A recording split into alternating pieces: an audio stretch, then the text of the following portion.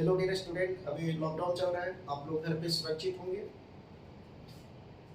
Chemistry में जितने भी इम्पोर्टेंट टॉपिक है जहाँ पे जनरली स्टूडेंट को समझने में दिक्कत आती है, उस टॉपिक पे मैं वीडियो बना रहा हूँ और ये वीडियो मैं अपलोड करूँगा यूट्यूब पे।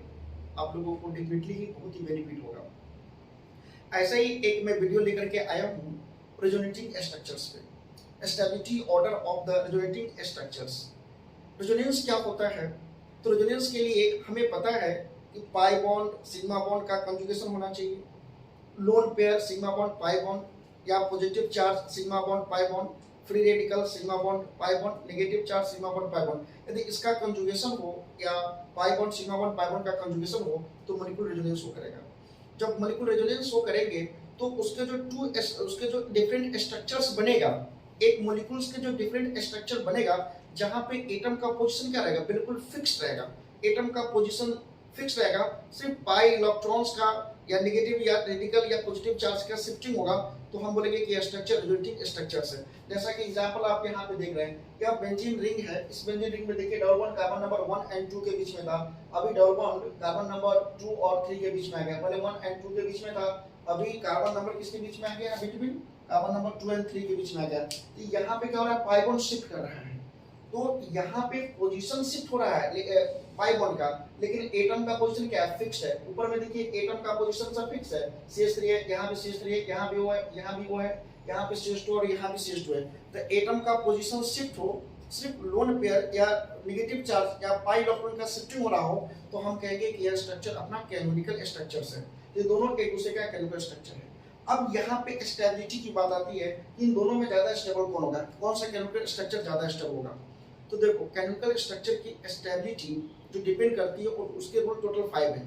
रूल नंबर 1 क्या है, नंबर ऑफ कोवेलेंट बॉन्ड। जितना ज्यादा कोवेलेंट बॉन्ड होगा उतना ही ज्यादा वो आरएस स्ट्रक्चर स्टेबल होगा। जैसे यहाँ पे देखिए इस मॉलिक्यूल में देखो, यहाँ पे ऑक्सीजन के अराउंड 2 कोवेलेंट बॉन्ड है, यहाँ पे ऑक्सीजन के अराउंड कितना है, 3 कोवेलेंट बॉन्ड है। तो ऑक्सीजन के अराउंड 3 कोवेलेंट बॉन्ड है, इसलिए ये ज्यादा स्टेबल होगा कंपेयर टू फर्स्ट। कुछ स्टूडेंट क्या सोचने लगता है कि ऑक्सीजन पे पॉजिटिव चार्ज होगा तो वो अनस्टेबल हो जाएगा। अरे हम लोग सिस्टमैटिक चलेंगे, हमने बोला रूल नंबर 1 चेक करना है, number of covalent bond. Charge कब चेक करेंगे वो मैं बताऊंगा आपको। यहाँ पे क्या चेक करना है अपने को रूल नंबर 1 चेक करना है, number of covalent bond. Number of covalent bond ज्यादा इसमें है इसलिए ज्यादा स्टेबल होगा इससे। अब दूसरी की बात करें, इसमें देखो number of covalent bond same है, स्टेबिलिटी भी सेम होगा। यहाँ पे देखिए नंबर ऑफ कोवेलेंट बॉन्ड क्या है, सेम है, तो स्टेबिलिटी भी क्या होगा, सेम होगा। यहाँ पे देखो नंबर ऑफ कोवेलेंट बॉन्ड इसमें ज्यादा है और इसमें नंबर ऑफ कोवेलेंट बॉन्ड क्या है, कम है। तो कोवेलेंट बॉन्ड इसमें ज्यादा है, ज्यादा नंबर ऑफ पाई बॉन्ड है, कोवेलेंट बॉन्ड ज्यादा है, ये ज्यादा स्टेबल होगा, एक स्टेबल ज्यादा नहीं होगा क्योंकि उसमें नंबर ऑफ कोवेलेंट बॉन्ड क्या है, कम है। इस कंपाउंड में देखिए यहाँ पे नंबर ऑफ कोवेलेंट बॉन्ड ज्यादा है, यहाँ पे नंबर ऑफ कोवेलेंट क्या है, कम है। पाई बॉन्ड हो गया तो जनरली उसमें number of covalent bond increase कर जाएगा। अब देखो हमने क्या किया, नंबर ऑफ कोवेलेंट बॉन्ड ज्यादा होगा तो कंपाउंड की ज्यादा स्टेबिलिटी होगी। अब इसमें चेक कीजिए इन दोनों स्ट्रक्चर में नंबर ऑफ कोवेलेंट बॉन्ड को काउंट कीजिए, दोनों में number of covalent bond same है। इस पूरे मॉलिक्यूल में number of covalent bond same है।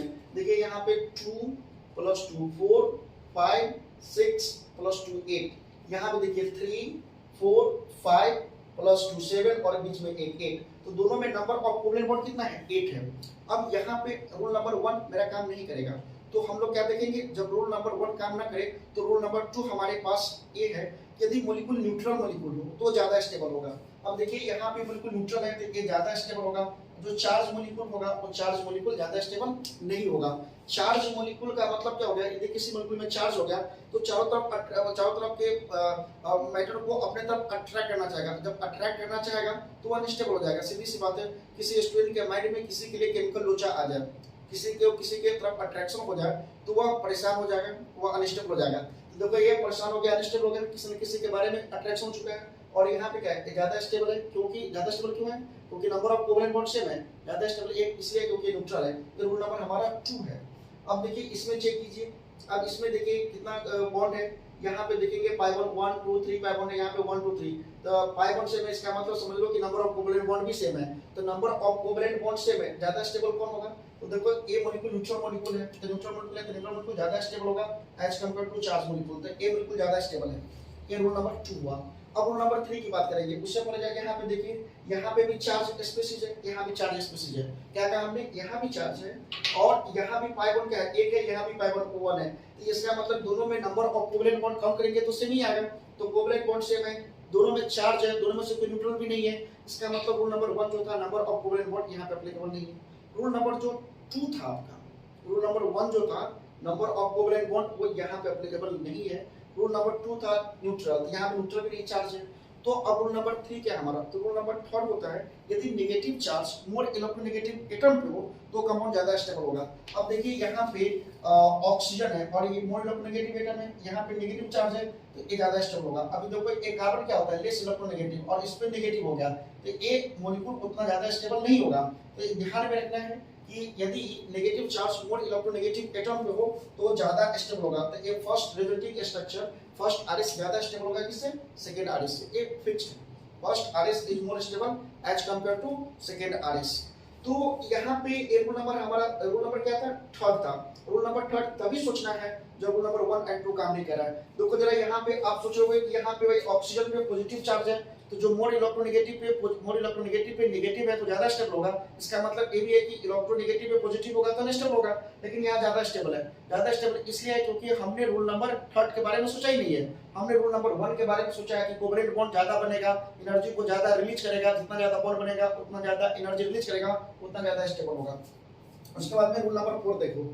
रूल नंबर 4 क्या है, जब यहाँ पे ऐसे कंपाउंड, रूल नंबर 4 क्या होता है प्लीज समझा। तो 4 क्या होता है, जब दो अनलाइक चार्ज जितना नजदीक, जब टू अनलाइक चार्ज जितना नजदीक होगा कंपाउंड उतना ज्यादा स्टेबल होगा। टू लाइक चार्ज जितना नजदीक होगा उतना ज्यादा अनस्टेबल होगा। टू लाइक चार्ज जितना नजदीक होगा उतना ज्यादा अनस्टेबल होगा।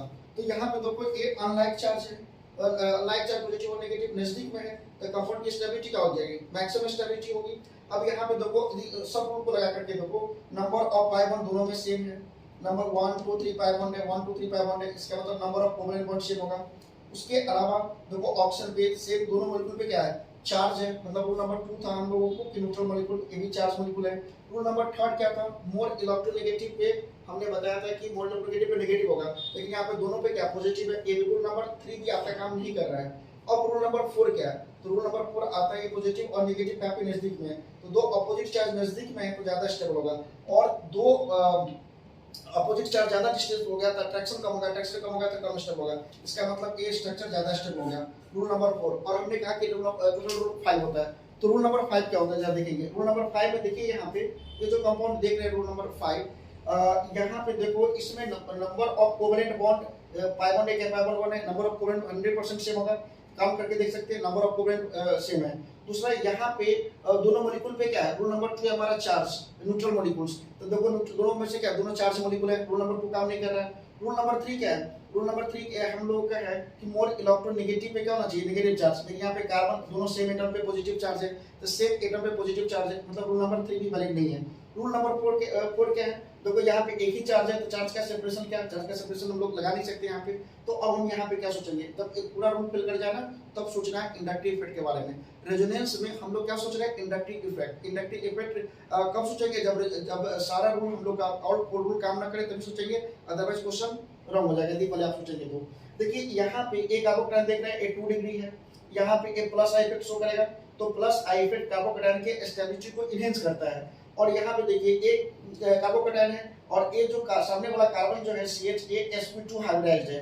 sp2 क्या करेगा, sp2 कार्बन की इलेक्ट्रोनेगेटिविटी ज्यादा होती है तो ये अपने तरफ इलेक्ट्रॉन को पुल करेगा, इसके पास इलेक्ट्रॉन नहीं है और ये पुल कर रहा है तो इसके इलेक्ट्रॉन पे और ज्यादा कमी डेवलप कर रहा है और ज्यादा अनस्टेबल हो जाएगा, इसका मतलब ये ज्यादा स्टेबल होगा। तो हमने रूल नंबर टोटल 5 बात की, एक बार रिविजन कर रहे थे टोटल 5 रूल का। रूल नंबर 1 क्या था, जितना ज्यादा कोवेलेंट बॉन्ड होगा उतना ज्यादा एनर्जी को रिलीज करेगा, अब जितना ज्यादा एनर्जी को रिलीज करेगा इसका मतलब उतना ज्यादा मॉलिक्यूल स्टेबल हो गया, रूल नंबर 1 था। रूल नंबर 2 था कि यदि कोवेलेंट बॉन्ड काम न करे, यदि same number of covalent bond हो तो जो न्यूट्रल मॉलिक्यूल होगा वो ज्यादा स्टेबल होगा as compare to charge molecule, ये रूल नंबर 2 था। रूल नंबर 3 क्या था, रूल नंबर 3 था यदि मोर इलेक्ट्रोनेगेटिव पे नेगेटिव चार्ज प्रेजेंट हो, यदि इलेक्ट्रॉन कोई एलिमेंट का इलेक्ट्रोनेगेटिविटी ज्यादा है और उस पे नेगेटिव चार्ज हो तो ज्यादा स्टेबल होगा। और लेस इलेक्ट्रोनेगेटिव पे यदि पॉजिटिव चार्ज है वो ज्यादा स्टेबल होगा, ये रूल नंबर हम लोगों का था, रूल नंबर 3 था। रूल नंबर 4 क्या है, यदि अनलाइक चार्ज नजदीक में होगा तो ज्यादा स्टेबल होगा, और अनलाइक चार्ज यदि ज्यादा डिस्टेंस पे होगा तो अनस्टेबल होगा। तो अनलाइक चार्ज को नजदीक में होना चाहिए स्टेबिलिटी के लिए। जब ये चारों को काम नहीं करे तो इंडक्टिव इफेक्ट देखेंगे, और इंडक्टिव इफेक्ट बहुत इजी है। 3 डिग्री कार्बोकेटायन ज्यादा स्टेबल होता है 2 डिग्री से और 1 डिग्री से, क्योंकि ज्यादा प्लस आई इफेक्ट शो कर रहा है। तो ये टोटल 5 रूल था। अब आप लोगों को हम कुछ क्वेश्चन दे रहे हैं प्रैक्टिस करने के लिए। ये सब क्वेश्चन तो प्रैक्टिस करना ही था, ये सब पूछा ही गया है। कुछ क्वेश्चन और हम प्रैक्टिस करने के लिए दे रहे हैं, वो हमारे पास मोबाइल में सेव है, जो आईटीजी नीट एम्स के एग्जाम में जो पूछे गए क्वेश्चन है। तो अभी आप उसको देख लीजिए, एक बार रूल लिख लीजिए, फिर उसका हम क्वेश्चन प्रैक्टिस करते हैं। हेलो डियर स्टूडेंट, हमने कुछ क्वेश्चन आईटीजी का दिया था आपको करने के लिए। अच्छा, जो क्वेश्चन आईटीजी में पूछा गया है ना, वो 2 और 3 ईयर के बाद एम्स में पूछा गया है या नीट के एग्जाम में पूछा गया है। तो देखिए, एक क्वेश्चन, फर्स्ट क्वेश्चन था फिनॉल का कैनोनिकल स्ट्रक्चर्स। तो फिनॉल के एक रेजोनेटिंग स्ट्रक्चर आप लिखेंगे, इसमें 4 रेजोनेटिंग स्ट्रक्चर आपको दिखेगा। इसमें आपको बताना है कि कौन सा ज्यादा स्टेबल होगा। तो सीधी बात है, रूल नंबर 1 हम लोग फॉलो करेंगे। रूल नंबर 1 क्या है? मोर नंबर ऑफ कोवेलेंट बॉन्ड। इस समय देखिए pi बॉन्ड 2 है, 2 है, 2 है, और इसमें pi बॉन्ड 3 है। इसका मतलब कंफर्म है कि इसमें कोवेलेंट बॉन्ड का नंबर ज्यादा होगा। तो मोर नंबर ऑफ कोवेलेंट बॉन्ड है, इसलिए फर्स्ट क्या होगा? ज्यादा स्टेबल होगा। और देखो, ये फर्स्ट ज्यादा स्टेबल है, तो हम लोग फर्स्ट ज्यादा स्टेबल हो गया। सेकंड और थर्ड की बात करेंगे, तो सेकंड एंड थर्ड में देखो, रूल नंबर 2 है ये न्यूट्रल मॉलिक्यूल, लेकिन यहाँ पे तो दोनों चार्ज मॉलिक्यूल्स हैं, तो रूल नंबर 2 काम नहीं करेगा। रूल नंबर 3 क्या है? जो नेगेटिव चार्ज होगा वो मोर नेगेटिव एटम होना चाहिए। अब देखो यहाँ पे दोनों पे ऑक्सीजन पे पॉजिटिव, ऑक्सीजन पे पॉजिटिव। अब ये भी रूल काम नहीं किया, लेकिन हमने एक चीज बताया था कि लाइक चार्ज अनलाइक चार्ज जितना नजदीक होगा, अट्रैक्शन उतना ज्यादा होगा, उसकी स्टेबिलिटी उतना ज्यादा होगी। तो सेकंड ज्यादा स्टेबल किससे होगा? थर्ड से। और जो सेकंड और फोर्थ है, देखो यहाँ भी इसके पैरा पोजीशन, इसके पैरा पोजीशन पे नेगेटिव चार्ज है, यहाँ भी पैरा पे नेगेटिव चार्ज है। तो सेकंड और फोर्थ मॉलिक्यूल जो होंगे उसकी स्टेबिलिटी और क्या होगा? सेम होगा। तो सबसे ज्यादा स्टेबल कौन हो जाएगा? फर्स्ट। फर्स्ट के बाद कौन हो जाएगा? फर्स्ट के बाद हो जाएगा आपका सेकंड, क्योंकि चार्ज लाइक चार्ज के बीच में डिस्टेंस कम है। उसके अंदर कौन हो जाएगा आपका?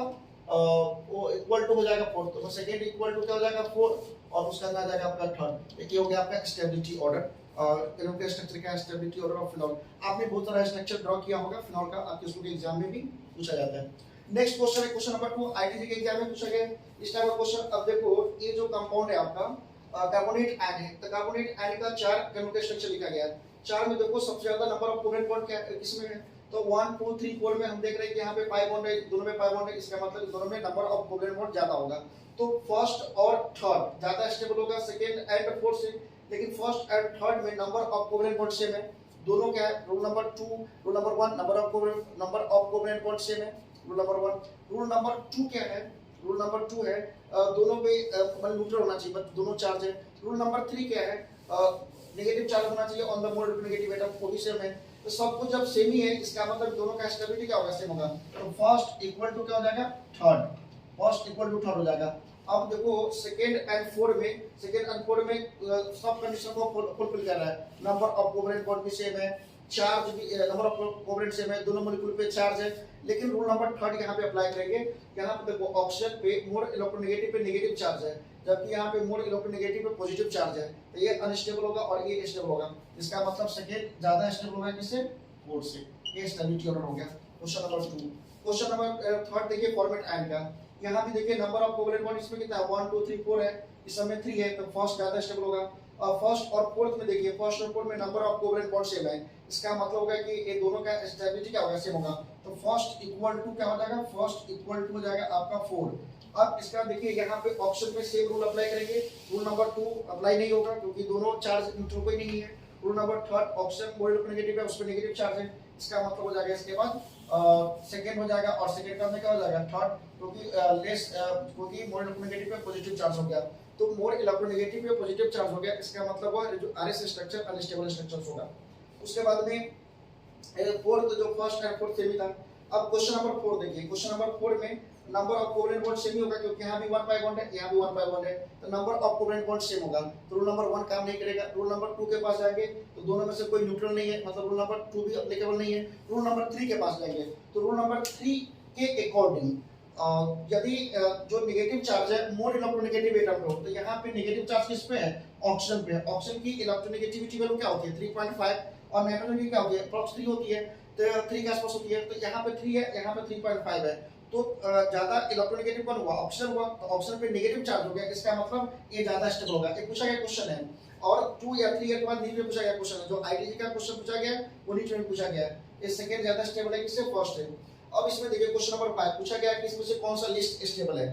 अब देखिए यहाँ पे कोवलेंट बॉन्ड की काउंट करेंगे तो यहाँ पे देखो नाइट्रोजन को चेक कर लो पहले सब में, तो देखो यहाँ पे 1 2 3 1 2 3 1 2 3 4 1 2 3 4, यहाँ पे देखो 1 2 3 4 5, तो सबसे ज्यादा नंबर ऑफ कोवलेंट बॉन्ड किसमें दिख रहा है आपको, थर्ड में दिख रहा है, यहाँ पे 1 2 3 4 5। अब पूछा है लिस्ट स्टेबल, मतलब सबसे ज्यादा स्टेबल कौन है, तो क्या होगा इसका आंसर, बता सकते हैं इसका आंसर क्या होगा।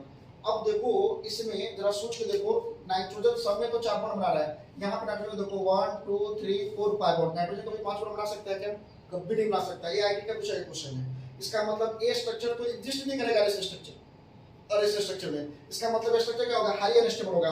तो लीस्ट स्टेबल का आंसर क्या हो जाएगा, थर्ड, क्योंकि नाइट्रोजन कभी भी 5 बॉन्ड का फॉर्मेशन नहीं कर सकता है। उसके बाद क्वेश्चन नंबर 6 को देखो, क्वेश्चन नंबर 6 में ये सब 4 इसके ऑप्शन थे, 4 ऑप्शन में 3 मैंने लिखा है, जगह नहीं थी नीचे। अब देखो इसका स्टेबिलिटी की बात करेंगे तो यहाँ पे देखो सब क्या है, 2 पाई बॉन्ड है, 2 पाई बॉन्ड है, और यहाँ पे 2 पाई बॉन्ड है। इसका मतलब number of covalent bond confirm है कि सेम होगा सब में। कोवलेंट अब देखो यहाँ पे क्या है, पॉजिटिव नेगेटिव चार्ज है, प्लस माइनस है, यहाँ पे देखो चार्ज सेपरेशन प्लस माइनस नजदीक में है, प्लस माइनस चार्ज सेपरेशन। अब देखो इसमें कौन लिस्ट स्टेबल होगा, देखो प्लस माइनस तो है, यहाँ भी प्लस माइनस है, यहाँ भी प्लस माइनस है, तो ये डोमिनेटिंग फैक्टर नहीं है, यहाँ भी प्लस माइनस है, नो डोमिनेटिंग फैक्टर, मतलब सब में क्या इक्वल, इसको देखेंगे ही नहीं क्योंकि सब में क्या सेम। लेकिन यहाँ पे देखो, यहाँ पे क्या पॉजिटिव चार्ज है और यहाँ पे नेगेटिव, तो यहाँ प्लस और प्लस 2 लाइक चार्ज जब एक जगह पर हो जाएगा तो हाईली स्टेबल हो गया। इसका मतलब स्टेबल कौन हो जाएगा, ये हो जाएगा हाईली स्टेबल, क्योंकि 2 लाइक चार्ज क्या है, एडजेसेंट पे है, तो हाईली स्टेबल होगा।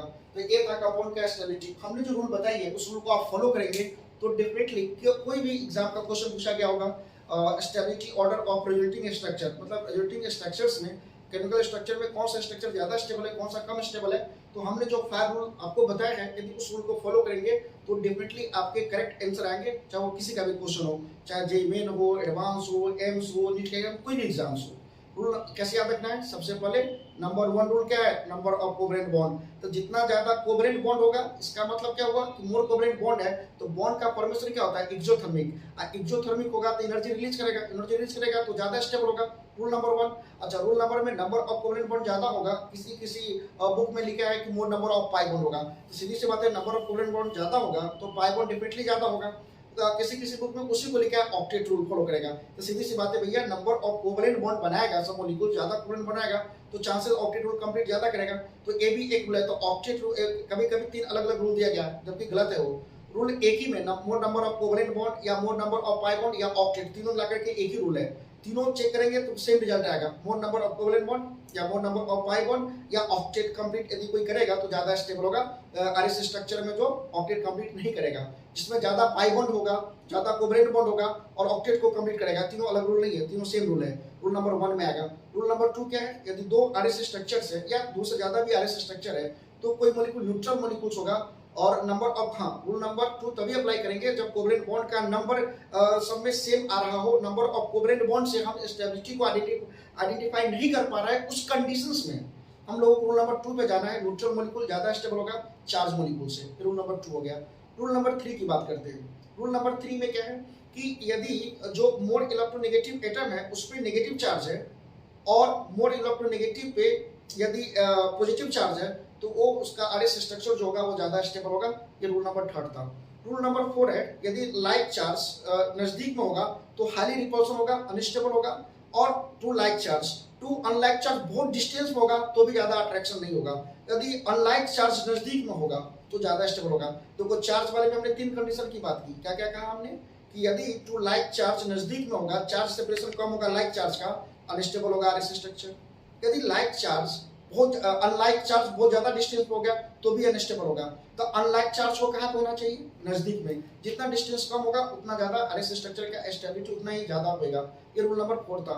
रूल नंबर 5 की बात हमने तब कही थी कि जब चारों रूल, मतलब नंबर ऑफ कोवलेंट बॉन्ड, उसके बाद में न्यूट्रल मॉलिक्यूल्स, उसके बाद में नेगेटिव चार्ज और इलेक्ट्रोनेगेटिव एलिमेंट एटम्स, उसके बाद में जो रूल नंबर हमारा रूल नंबर 4 था।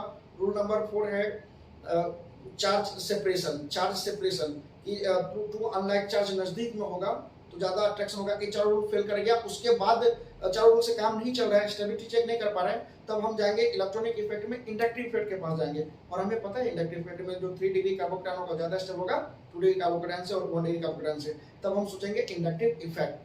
तो आप उसको रिवाइज कीजिए और यहाँ पे आने के बाद आपका लेक्चर कंप्लीट होता है। फिर हम न्यू वीडियो बनाएंगे डिफरेंट टॉपिक्स पे, जो ज़्यादा डिफिकल्ट होगा। आप लोग मुझे मैसेज कीजिए, मेरा नंबर है 9820297938, मुझे मैसेज कीजिए, और या 7900095481।